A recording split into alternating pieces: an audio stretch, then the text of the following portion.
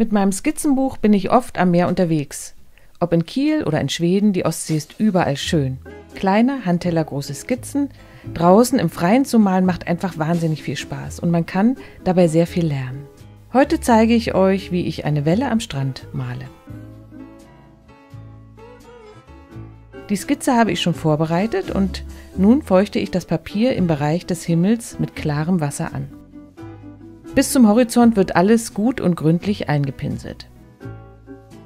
Ich benutze hier wieder mein Lieblingsaquarellpapier von Arches Graphin 300 Gramm. Den Link dazu findet ihr unten im Video. Gutes Papier ist einfach das Allerwichtigste beim Aquarellmalen. Dieses handgeschöpfte Büttenpapier ist sozusagen der Rolls-Royce unter den Aquarellpapieren. Es ist sehr teuer, aber es ist auch sehr gut. Auf das nasse Papier tropfe ich nun mit dem Pinsel Farbe. Hier ist es lichter Ocker in der Nähe des Horizonts und Kobaltblau und Neutraltinte am oberen Rand.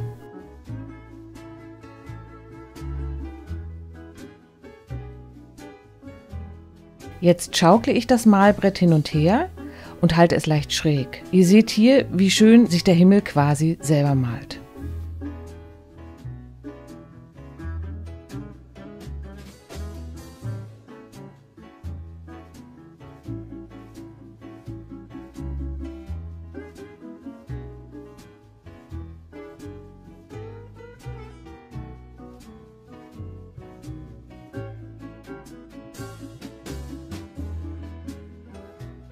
Den Rand immer mal wieder abwischen und eventuelle Tropfen mit dem trockenen Pinsel aufsaugen.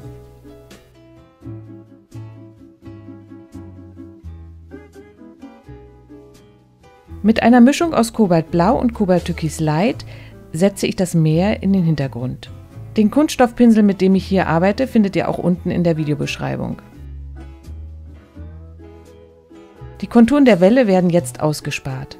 Dabei arbeite ich teilweise mit trockenem Pinsel und sehr raschen und lockeren Bewegungen.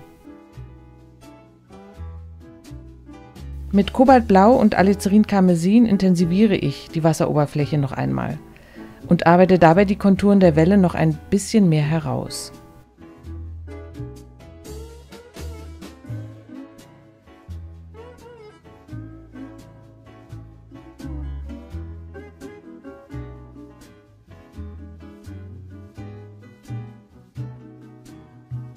Mit klarem Wasser wird nun die Welle angefeuchtet.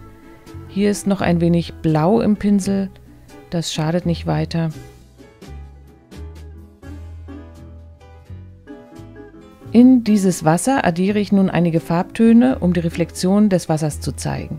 Das sind hier lichter Ocker, Alizarin Karmesin, ein bisschen Kobaltblau und auch später Lavendelblau.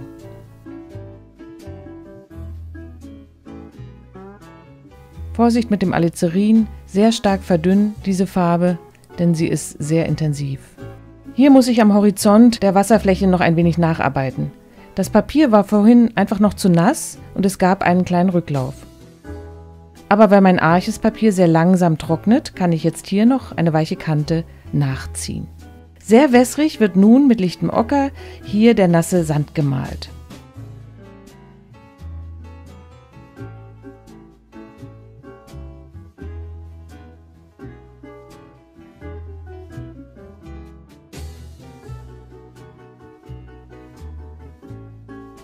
Nach vorne hin intensiviere ich die Farbe mit etwas Rot und Sienna gebrannt.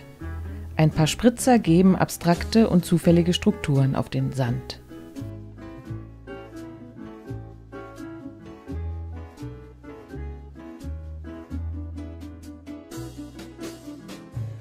Nach dem Trocknen geht's weiter. Mit diesem chinesischen Aquarellpinsel aus Ziegenhaar, unten auch in der Videobeschreibung zu finden, kann ich wunderbar die Wellenschatten gestalten.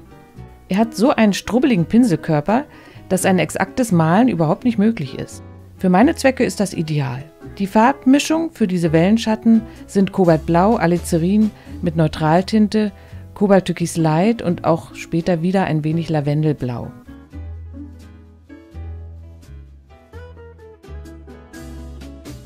Mit Fingerspitzengefühl setze ich hier jetzt die Schatten in die Welle. Teilweise nass in nass, teilweise ist das Papier schon trocken.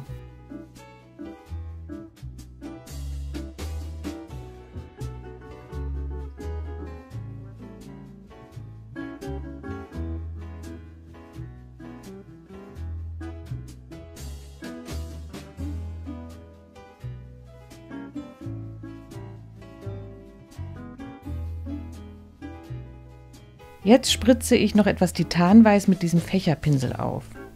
Das ergibt schöne Gischt-Tropfen auf meiner Welle.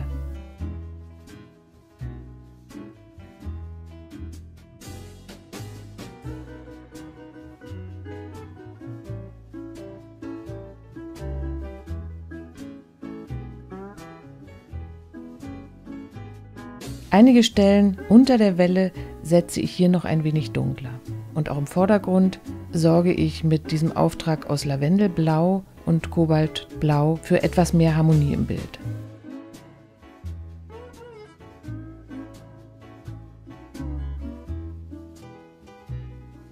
Mit dem Linierer zeige ich hier noch ein paar Wellenbewegungen im Hintergrund und kann damit auch meine kleine verunfallte Stelle im Horizont ein bisschen reparieren.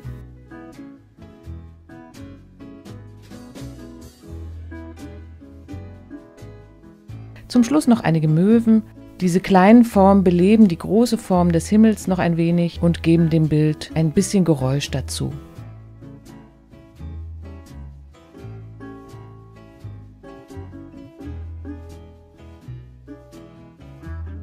Wenn euch dieses Video gefallen hat, freue ich mich über einen Kommentar oder ein Like. Ihr könnt meinen Kanal auch sehr gerne abonnieren.